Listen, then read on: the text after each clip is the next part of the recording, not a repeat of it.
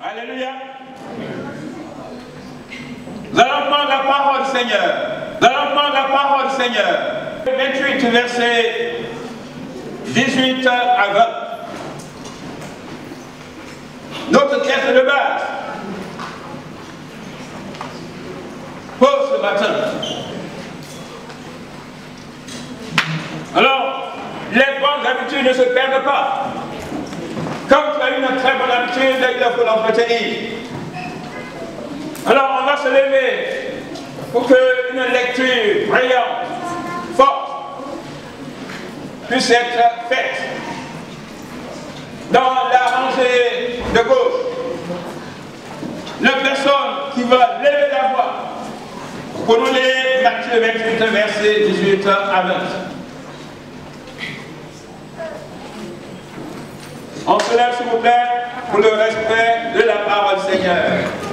Alléluia, je lis la parole de Dieu.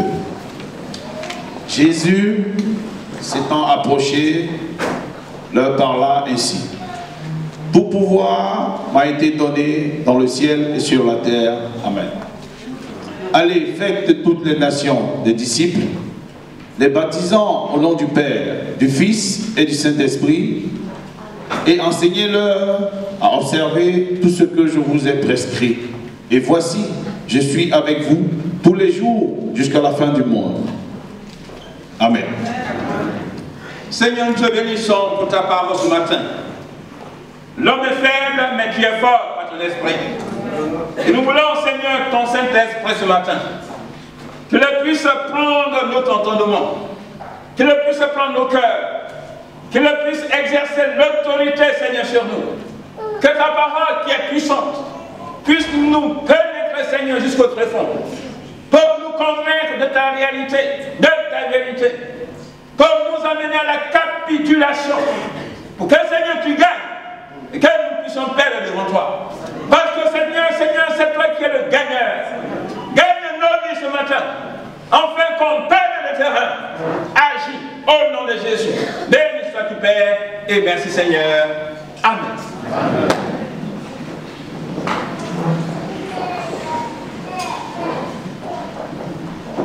Alléluia. Amen. Nous avons lu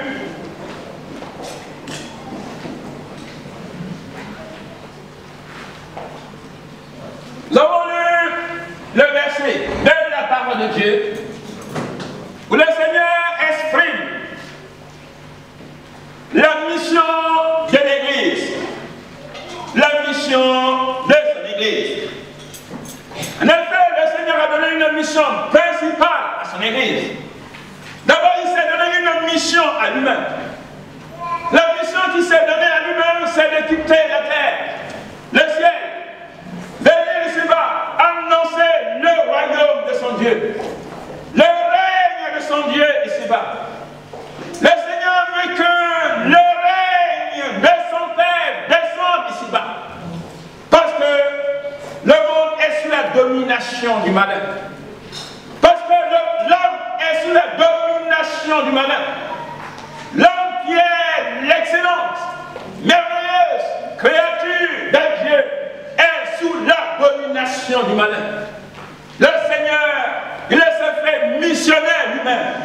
Il est descendu ici-bas pour que le monde soit sauvé, pour que l'homme soit sauvé, pour que l'homme captif soit délivré.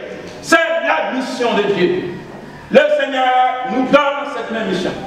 Il a dit, allez, par tout le monde, faites des disciples, enseignez-leur, baptisez-les au nom du Père, du Fils et du Saint-Esprit, et enseignez-leur tout ce que je vous ai prescrit. Car tout pouvoir m'a été donné dans les cieux et sur la terre.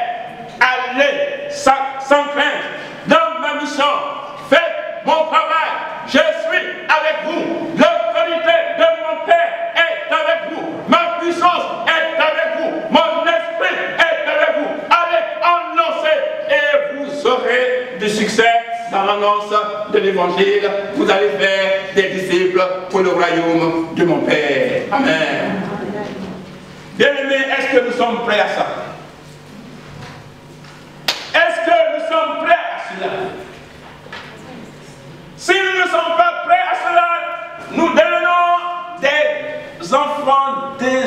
obéissons à l'ordre du Père, à l'ordre du Seigneur qui nous a sauvés. Car le salut de l'homme est une passion dévorante pour lui. C'est un feu qui est dans son cœur, le feu qui le brûle, le feu qui est tendu, le zèle qui l'anime pour que les âmes soient sauvées. Il faut que ce feu puisse nous dévorer aussi. Il faut que cet enthousiasme, il faut que cette passion puisse nous animer aussi de voir le mari inconverti venir au Seigneur, de voir la femme, l'épouse inconvertie venir au Seigneur, de voir les enfants inconvertis venir au Seigneur. Il faut que Dieu gagne notre famille tout entière. Amen. Amen. Il faut que les enfants soient gagnés. Il faut que l'épouse soit gagnée. Il faut que le père, l'époux soit gagné à l'évangile du Seigneur Jésus. Jésus revient bientôt.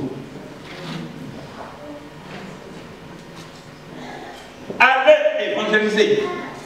C'est le thème de notre étude. Nous l'avons déjà entamé. Et donc aujourd'hui, c'est la deuxième partie. Allez évangéliser. Allez évangéliser.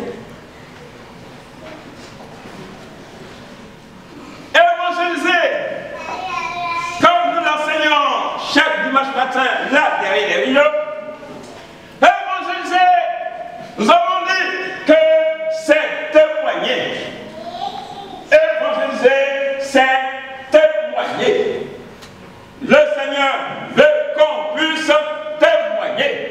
Alors vous verrez les versets s'afficher. Ces versets qui s'affichent, il faut les lire. Il faut les méditer.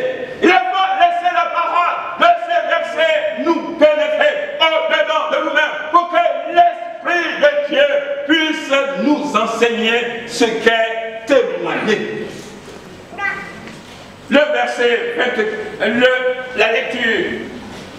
Luc 24, verset 45 à 48 dit: alors il leur ouvrit l'esprit, afin qu'ils comprissent les Écritures. Et il leur dit ainsi: il est écrit que le Christ souffrirait et qu'il ressusciterait des morts le troisième jour, et que la repentance et le pardon des péchés seront prêchés en son nom à toutes les nations, à commencer par Jérusalem. Vous êtes témoins de ces choses-là. Vous êtes témoins de ces choses-là, que le Christ souffrirait beaucoup, qu'il serait mis à mort, qu'il serait ressuscité, et que alors la parole de Dieu serait annoncée à toute la création. Vous êtes témoins de ces choses-là, et puisque vous êtes témoins oculaires de ces choses-là, vous avez entendu ces choses-là, vous avez vu ces choses-là, alors levez-vous et témoignez ces choses-là, pour que le monde, ceux à qui vous allez témoigner, puissent être convaincus et être amenés à l'évangile, puissent être gagnés au Seigneur Jésus-Christ. Vous êtes témoins de ces choses-là.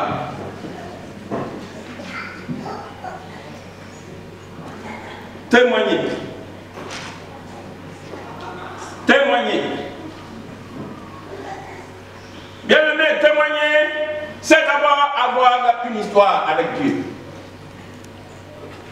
Témoigner, c'est avoir d'abord une histoire avec Dieu. Si tu n'as pas d'histoire avec Dieu, tu ne peux pas témoigner. Le Seigneur veut qu'on ait une histoire avec lui. Le Seigneur veut que tu aies une histoire avec lui. Le Seigneur veut écrire ton histoire avec lui. Le Seigneur écrit par son stylo ton histoire avec lui. Il faut que chacun de nous puisse avoir son histoire avec Dieu ce matin. Amen. As-tu une histoire avec Dieu? Dieu se passionne d'écrire une page d'histoire de ta vie avec lui. Et cette page d'histoire qu'il a avec toi, il veut que tu le témoignes. Alléluia. Alléluia. Alléluia. Quand le Seigneur veut écrire une histoire de ta vie avec lui, il fait une démarche à ta rencontre.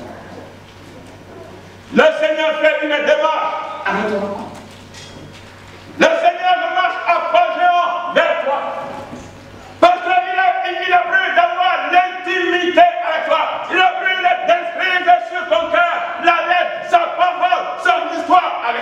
Alléluia.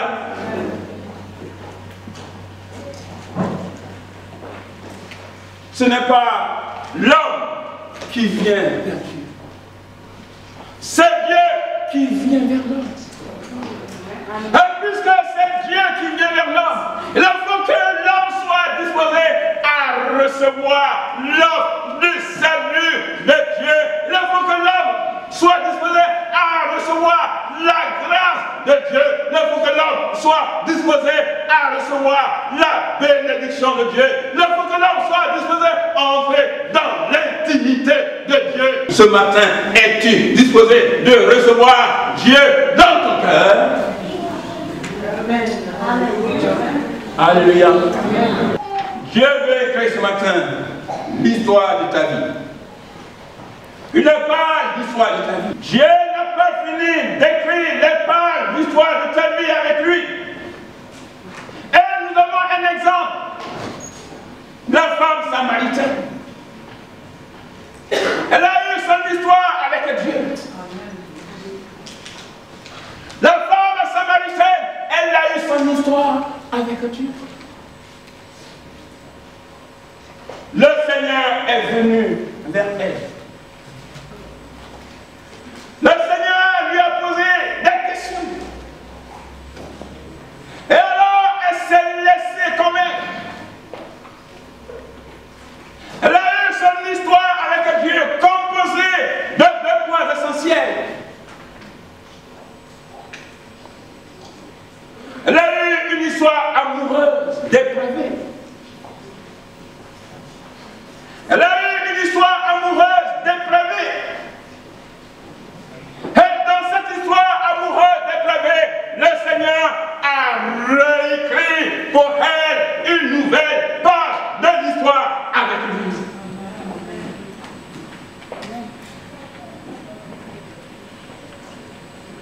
Verset 15, Jacques, chapitre 15.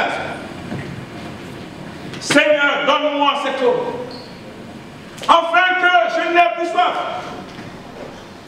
et que je ne vienne plus puiser ici. Le Seigneur lui dit, va, appelle ton mari, et viens ici. La femme a répondu, je n'ai pas de mari. Jésus lui dit, tu as eu raison de dire, je n'ai pas de mari. Car tu as eu 5 maris, et celui que tu as maintenant n'est pas ton mari. En cela, tu dis vrai. Alléluia. Alléluia. Je vois que tu es vraiment. Le Seigneur est venu, il a trouvé la femme avec son histoire. Et il lui a raconté son histoire. Il a dit, va et viens avec ton mari. Alors, la femme a dit, sincère, Seigneur, je n'ai point de mari. Il a dit, en cela, tu dis vrai, parce que tu as eu 5 maris. Et celui avec qui tu es actuellement n'est pas ton mari. Il a découvert une histoire dans sa vie. Et de cette histoire, le Seigneur va lui parler pour réécrire une autre histoire amoureuse de sa vie, pour que la vie de cette femme soit une vie rangée. Amen. Alléluia. Amen. Dieu veut réécrire ce matin l'histoire de ta vie amoureuse. L'histoire de ta vie amoureuse. Quand le Seigneur vient à notre rencontre, toute notre vie est comme cela, claire devant nous. Tous nos sentiments sont au clair devant lui. Tout notre passé est au clair devant lui. Tous les chemins de notre vie sont au clair devant lui. Alors le Seigneur, il a lui-même attrapé la tête pour lui. Ouh! Il y a eu beaucoup de dégâts dans ta vie. Des choses à refaire, des choses à réparer. Alléluia. Amen. Bien-aimés, ce matin, chacun a quelque chose à refaire, quelque chose à réparer dans sa vie amoureuse. Car ce n'est pas toutes les vies amoureuses qui sont agréables à Dieu. Il y a des vies amoureuses à réparer, à refaire ce matin. Amen. Le Seigneur peut te dire ce matin, le mari avec lequel tu es actuellement n'est pas ton mari.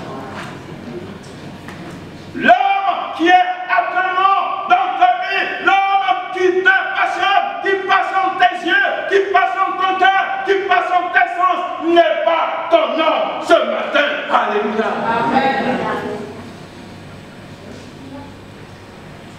La femme avec laquelle tu es actuellement, que tu appelles chérie, alors que tu n'as jamais appelé chérie, celle que tu as à la maison, mais l'autre tu l'appelles chérie, l'autre que tu appelles chérie n'est pas ta femme, n'est pas ta chérie. Alléluia. Amen. Le Seigneur dit, cette histoire que tu vis n'est pas la vraie histoire que tu devais vivre. Il faut une réparation, il faut un nouveau commencement, il faut un nouveau début. Le Seigneur veut ranger, il veut refaire, il veut refaire ta vie amoureuse. Ce matin, cette vie que tu fais n'est pas la vraie ce matin. En cela, tu as dit vrai. En cela, tu as dit vrai. Alléluia. En cela, tu as dit vrai. Tu es vraiment un prophète parce que tu m'as révélé toute ma vie. Deuxième point que le Seigneur découvre dans la vie de cette femme. Nous suivons la chose au verset 20. Il a dit, nos pères, et vous dites, vous, que le lieu où il faut adorer est à Jérusalem. Femme, lui dit Jésus, crois-moi, l'heure vient où ce ne sera ni sur cette montagne, ni à Jérusalem que vous allez adorer le Père. Mais vous adorez ce que vous ne connaissez pas. Nous adorons ce que nous connaissons, nous les Juifs, car le salut vient des Juifs.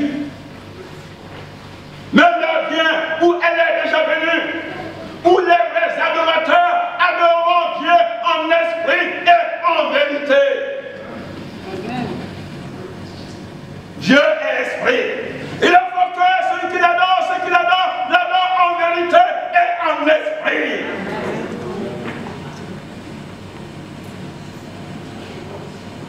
Une fausse religion.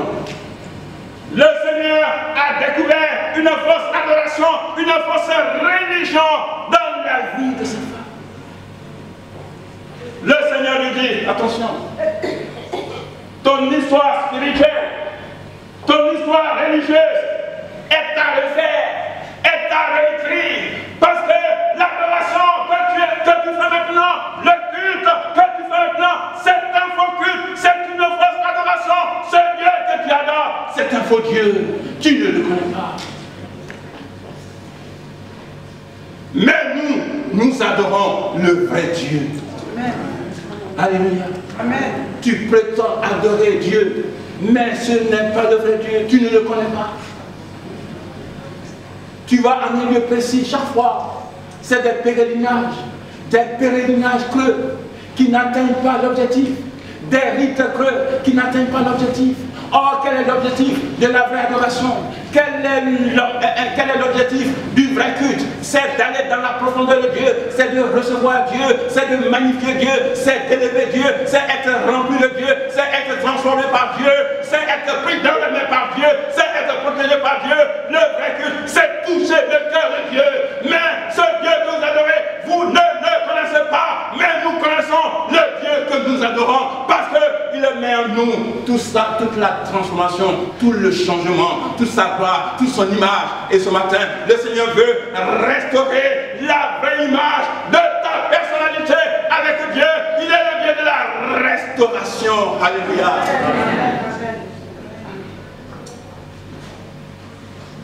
Vous adorez un Dieu que vous ne connaissez pas.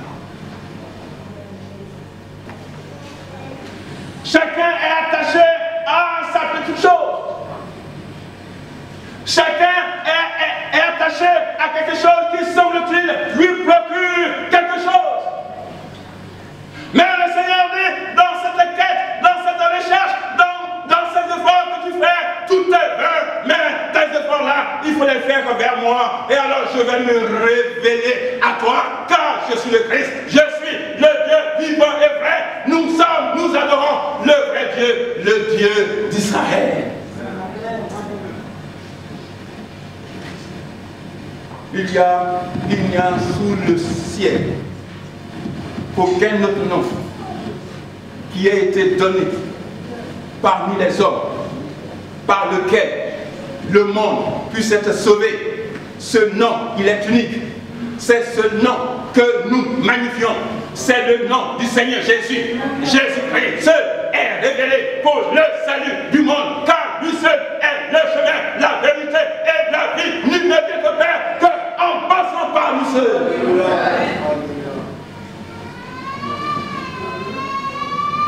On peut vouloir adorer Mahomet. Ok. On peut vouloir adorer Bouddha. Ok. On peut vouloir être adepte d'une philosophie. Ok. Mais tout cela, c'est vain si tu n'as pas eu la révélation du Seigneur Jésus, si tu n'es pas en contact avec le Seigneur Jésus. Le bonheur n'a pas de religion. Le bonheur n'a pas de couleur. La joie n'a pas de religion. La paix n'a pas de religion. Le repos n'a pas de religion. Le calme, la sérénité n'a pas de religion. Le bien-être n'a pas de religion. Et c'est ce message qu'il faut véhiculer quand nous rencontrons nos amis arabes. Devant le Franprix, devant le Libertas. Et alors, quand ils me disent, non, moi je suis musulman. Monsieur, moi je suis musulman. Et dit, ok. Mais je ne vous présente pas la religion.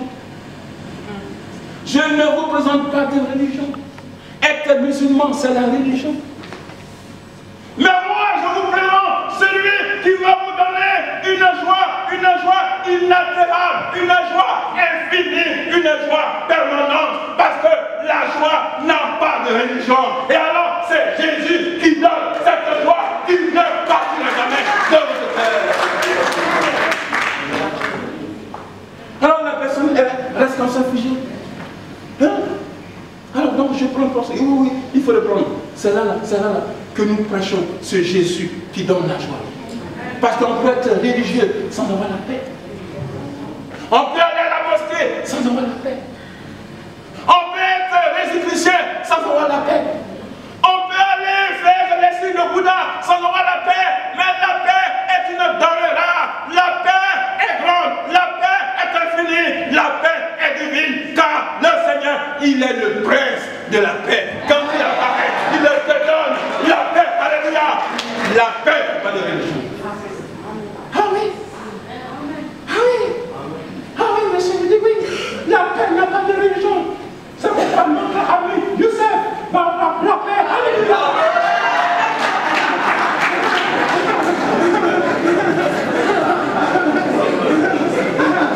Tu viens dans cette maison, tu vas rencontrer la paix qui vient de Dieu. Amen. Alléluia.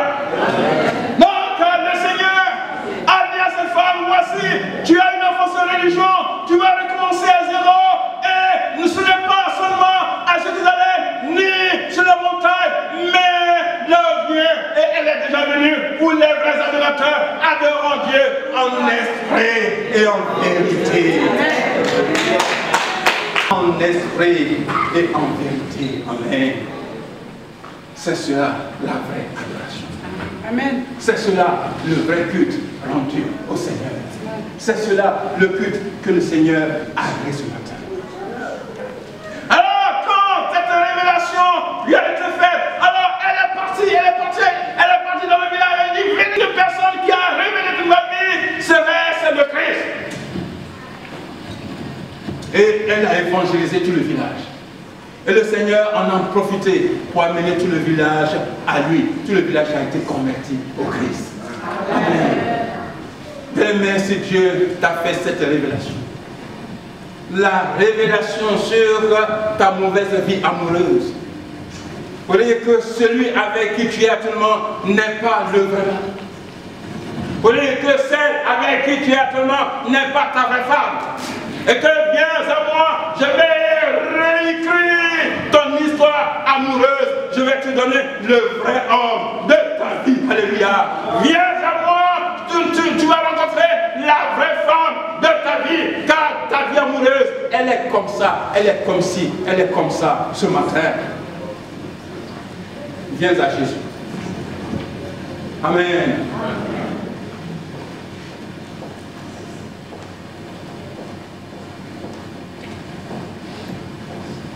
Votre pasteur a son histoire avec Dieu.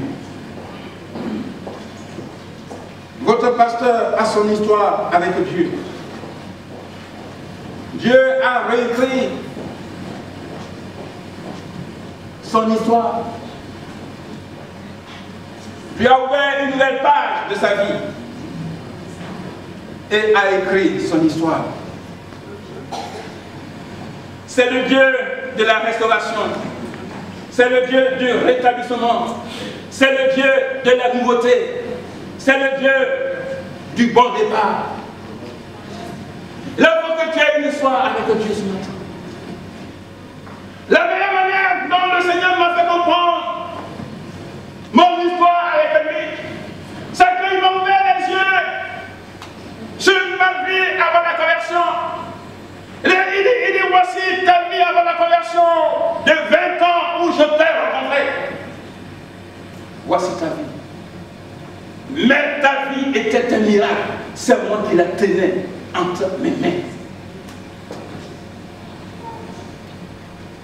Et alors, la manière dont il m'a fait comprendre que le miracle venait de lui,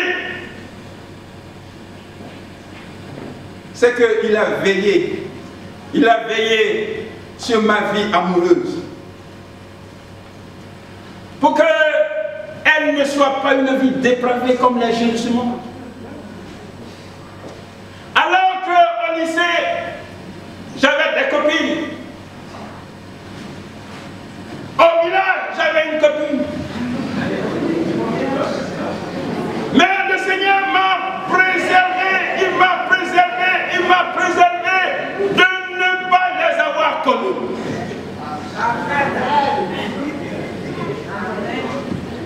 Le Seigneur m'a préservé, il m'a préservé de ne pas les avoir connus. Et le Seigneur m'a fait comprendre que c'était un miracle. Un jeune de 20 ans, je t'ai trouvé. Regarde ta vie. Ce n'est pas les occasions pour tomber dans la dépravation qui ont manqué. Voici, tu as eu des copines, mais je t'ai préservé pour ne pas avoir connu cette vie-là. Je dis, Seigneur, c'est vraiment un miracle. C'est vraiment un miracle. Et il m'a dit, moi, regarde, à l'âge de 20 ans, quand je t'ai pris dans mes mains et je t'ai amené au mariage, à 25 ans, ta vie a été préservée, gardée et non souillée. Et la femme que je t'ai donnée fut donc la première femme que tu aies connue. Donc,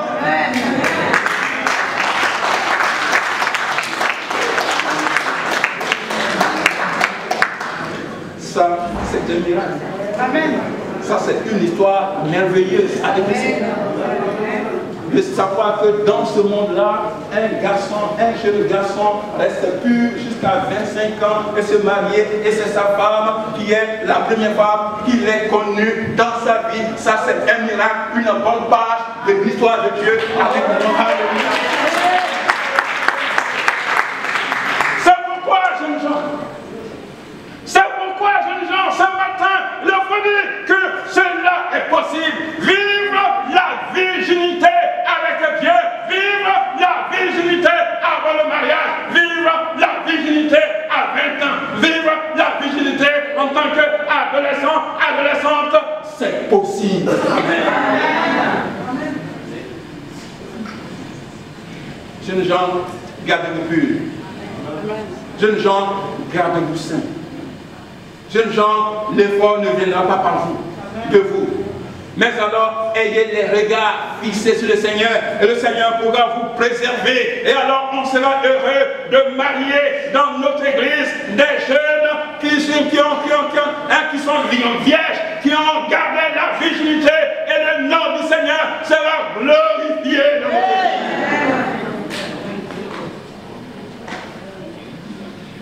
Amen. Amen. Amen. Dieu veut écrire son histoire. Le Seigneur veut écrire ton histoire avec lui. Dans une vie de pureté, dans une vie de sainteté, de ne pas connaître de femme en dehors du mariage. Le deuxième point de mon histoire avec Dieu, la conversion. La conversion. Ce n'est pas l'homme qui vient vers Dieu. C'est Dieu qui vient vers nous. Dans la flamme de la passion, de te sauver, le Seigneur met en marche. Il se met en marche vers toi. Il le met en marche un jour heureux.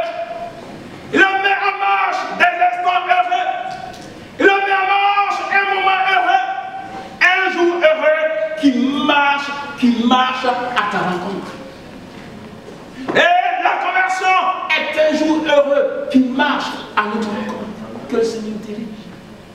Alors ce jour-là, comme je l'ai toujours dit, quand le Seigneur veut accomplir son miracle, peu importe la circonstance, peu importe le mauvais temps, le bon temps, peu importe l'état, mais ce qui est sûr, c'est qu'il est souverain, il est puissant, alors il maîtrise toutes les forces pour te rencontrer et t'amener à lui et écrire une page de la conversion de ta vie.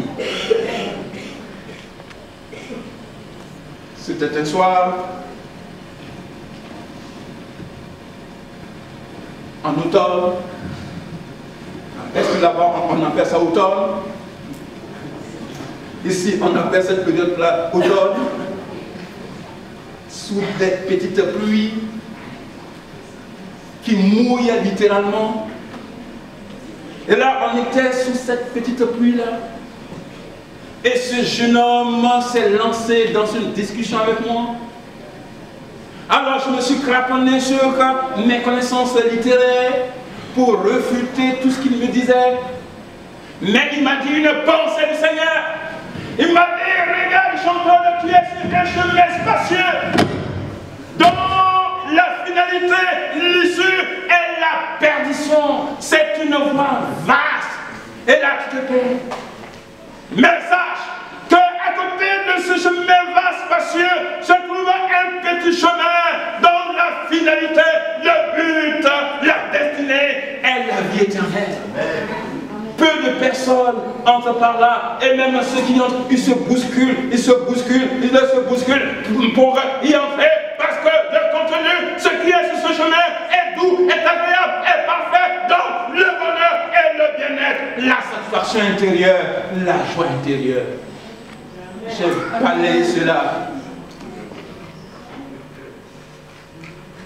Mais alors que je suis parti à la maison et que j'étais en train de me doucher et que l'eau descendait sur ma tête et que j'étais en train de méditer sur cette parole de ce jeune homme, mon esprit, mon cœur a été illuminé, mes yeux ont été illuminés. Et alors littéralement le Seigneur m'a convaincu et la pensée qui est venue dans mon cœur, c'est de m'agenouiller ce soir-là sous la douche pour prier. J'ai dit non, je vais prier quand je vais dormir. Le Seigneur m'a saisi. Il a écrit son histoire avec lui. Il m'a fait passer de la voie vaste, du chemin vaste, au petit chemin resserré, sur lequel il y a la vie éternelle. Et ce petit chemin, c'est le Seigneur Jésus-Christ qui dit, je suis le chemin, la vérité et la vie, que nul ne vient au Père que par moi seul. Je suis le chemin de ta vie. Et ce chemin, je l'ai choisi. Ça fait mon histoire avec Dieu. Bien-aimé, ce matin, quelle est ton histoire avec Dieu? Alléluia. Ce matin, quelle est ton histoire avec Dieu? raconter. Que c'est cette histoire-là que tu vas publier. Que c'est cette histoire-là que tu vas présenter aux autres. Cette histoire-là sera une lettre la plus convaincante, la parole la plus convaincante aux autres. C'est pourquoi, bien-aimés, faisons attention à notre vie, faisons attention à notre témoignage, car le monde nous regarde, les parents nous connaissent, les amis nous connaissent, les connaissances nous connaissent, ils savent qui on était. Et alors, quand il voit la lettre de Dieu écrite sur notre vie, il dit vraiment, Dieu est fort. Parce que la manière dont je te connaissais, et ce que tu es venu, et ce que tu es devenu maintenant, ton Dieu est fort. Amen. Amen. Ton Dieu est fort. Amen. Bien-aimé, il faut veiller sur ton témoignage. Ton témoignage est une lettre puissante. Ton témoignage est une Bible puissante. Ta parole, ton témoignage est une parole puissante au regard des autres qui les éclaire et qui les amène. Alléluia.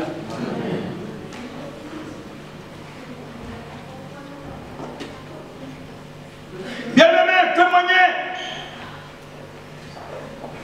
évangéliser, c'est persuader. Évangéliser, c'est persuader. Persuader, c'est convaincre. Et convaincre par des arguments. Convaincre par la connaissance. Convaincre la personne par ce que tu as. Convaincre la personne par ton témoignage. Convaincre la personne par ta connaissance sur la personne de Dieu.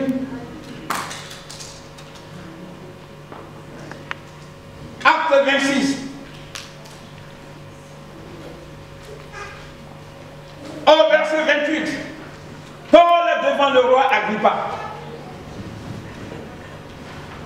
Un roi. Un roi pareil qui ne connaît pas Dieu. L'homme de Dieu se trouve devant lui. C'est comme si un d'entre vous pouvait se trouver devant Hollande. Alors, quels sont les sentiments qui pourraient nous animer devant Hollande? Est-ce que c'est le sentiment de lui faire des doléances? Président Hollande, je suis immigré, ma situation est difficile, votre coup de fil suffirait pour que la préfecture me donne à l'instant même mes papiers et que même j'ai un petit appart vraiment doré à Neuilly-sur-Seine. Président Hollande, vous êtes tout pour moi ce matin. C'est l'occasion à ne pas rater. C'est une grâce exceptionnelle, un privilège même de me retrouver devant vous. Alors je vous déballe tout le sac de mes problèmes. Vous en avez la solution. Paul se trouvait devant le roi Agrippa. Occasion rêvée de se trouver devant un roi. Et là, il était poursuivi d'avoir prêché à Jérusalem ce qu'eux considéraient comme la nouvelle religion, la secte. Et pour cela, il était saisi. On l'accusait. Et lui donc, il a appelé à César pour lui dire que je ne sais pas de quoi on m'accuse. Et alors, on veut me lapider, on veut me tuer. Et là, il se trouve devant le roi Agrippa. Une occasion merveilleuse de dire le roi Agrippa, user de votre influence pour que je sois libéré, pour que je sois poursuivi, décréter une grâce royale, présidentielle, que je sois acquitté. Mais là, il a visé un but. Le but d'amener le roi Agrippa au Seigneur. Amen. Alléluia. Il lui a raconté littéralement sa conversion. Oh roi Agrippa, voilà ce qui m'est arrivé. Alors que j'étais un jeune bouillant, tout gens de la nouvelle religion. Alors que je partais sur le chemin de Damas, il s'est fait une grande lumière autour de moi et j'étais obligé littéralement de tomber. Et cette voix m'a parlé. Paul, je suis le Christ que tu persécutes, le Jésus que tu persécutes. Roi Agrippa, je n'ai point résisté à la vision céleste. Roi Agrippa, ce que j'ai prêché, c'est le Christ crucifié, c'est le Christ mort, c'est le Christ ressuscité, c'est le Christ engagé pour le salut des nations. Le roi Agrippa, je n'ai rien fait, je suis là comme un disciple du Seigneur, un proclamateur de la parole du Seigneur. Le roi Agrippa était convaincu. Alors cette parole qu'il a dite, il a dit cette parole, vas-tu bientôt me persuader de devenir chrétien? Vas-tu bientôt me persuader de devenir chrétien? Alléluia! Parce que son cœur a été saisi par le témoignage. Il a visé son cœur. Que son cœur soit convaincu de la résurrection du Seigneur Jésus. Que son cœur soit convaincu de la mort et de la résurrection du Seigneur Jésus. Que celui qui est la lumière du monde, il a apparu pour devenir la lumière du monde. Et que le roi Agrippa, c'est lui qui est le Seigneur des Seigneurs. C'est pas vous qui êtes le Seigneur, c'est lui qui est le roi des rois. C'est pas vous qui êtes le roi, le Christ que je prêche ce matin. Alléluia. Évangéliser, c'est persuader. Persuader, c'est amener des arguments de la connaissance de la parole de Dieu. Et de donner cette révélation de la parole de Dieu. C'est la parole de Dieu qui convainc, qui brise, qui transforme et qui apporte le Christ. Amen. Alors ce matin, bien-aimés, soyons armés de cela. Soyons armés par la connaissance du plan de salut à présenter aux gens. Le plan de salut en 3 points. Premier point, présenter que l'homme est pécheur. Il n'y a pas de juste, pas même un seul. Nul ne cherche Dieu. Tous se sont égarés, tous ont péché et sont privés de la gloire de Dieu. Il faut commencer par là. Quelle que soit la grandeur de la personne, quelle que soit l'influence de la personne sur vous, quelle que soit la notoriété de la personne, il faut commencer par là. Il faut dire que, monsieur, vous êtes pécheur. Il n'y a pas un juste, pas de seul. Et que tous se sont privés de la gloire de Dieu. Et que par conséquent, monsieur, vous êtes un pécheur. Deuxième point. Parlez de la personne, des conséquences du péché. Puisque vous êtes pécheur et que tout être humain est pécheur, les conséquences du péché sont innombrables. Car le salaire du péché, c'est la mort. Le péché a un salaire. Ce salaire contient la séparation spirituelle de l'homme avec Dieu. Son esprit est séparé de Dieu. C'est pourquoi l'homme naturel ne connaît pas les choses de Dieu. Et puisqu'on est séparé spirituellement de Dieu, nous sommes loin de Dieu, nous sommes des perdus. Deuxième point de cette connaissance, c'est la séparation physique de l'homme par la mort. La séparation physique de l'homme par la mort, c'est que l'âme de l'homme se sépare du corps de l'homme. Et l'enveloppe de l'homme est considérée comme morte. Le défunt, la dépouille. La dépouille qu'on met dans le cercueil, qu'on enterre pour cause d'hygiène. Deuxième élément des conséquences du péché sur l'homme, c'est la mort, séparation physique du corps avec l'âme. Troisième point de conséquence du péché, la séparation éternelle de l'homme avec Dieu. La séparation éternelle de l'homme avec Dieu, l'homme va vers l'enfer. L'homme séparé éternellement de Dieu s'engage à l'enfer pour ne plus jamais voir d'éternité en éternité la face de Dieu. Troisième point du salut. Troisième point du salut, la solution de Dieu. Puisque Dieu ne veut pas que l'homme aille à l'enfer, parce que l'enfer n'est pas préparé pour l'homme, l'enfer est préparé pour le diable et ses anges. Le Seigneur ne veut pas que tu ailles à l'enfer. Et c'est pourquoi il veut réécrire l'histoire de ta vie ce matin, pour t'enlever sur le chemin de l'enfer. La solution est donnée.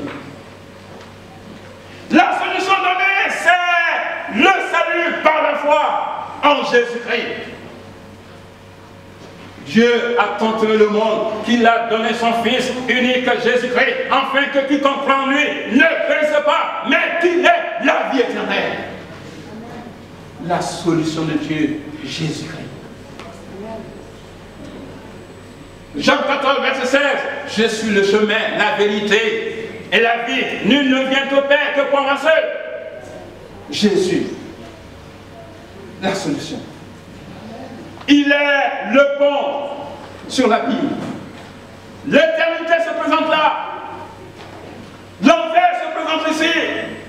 Et le Seigneur, il est le pont sur l'abîme.